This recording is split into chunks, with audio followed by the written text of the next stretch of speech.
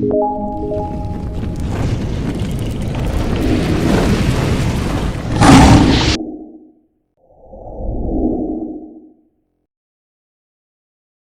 गुरु घासीदास बाबा की जय। चलो चलो दीदी जाबो गुरु जी के द्वार।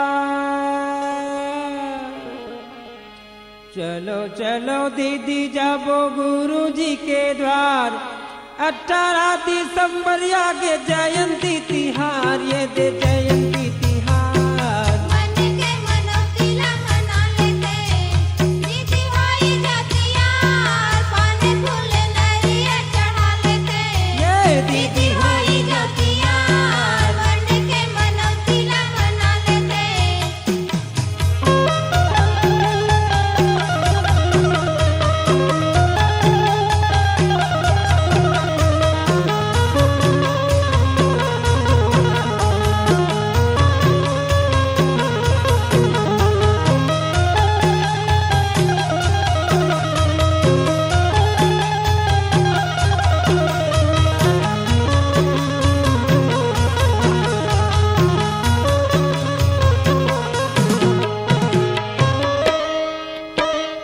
दीदी धरे आरती भैया धरे है झंडा।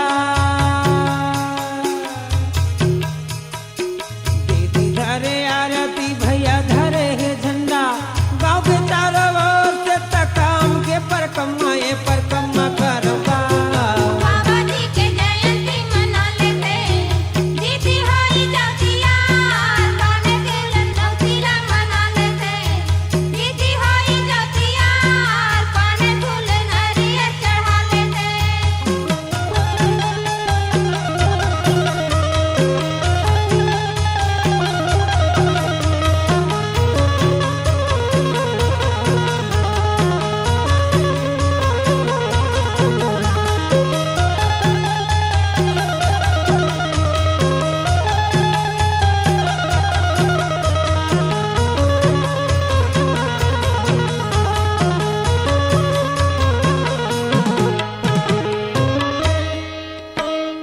जोड़ा जोड़ा नारियल चढ़ा ले बंगला पान।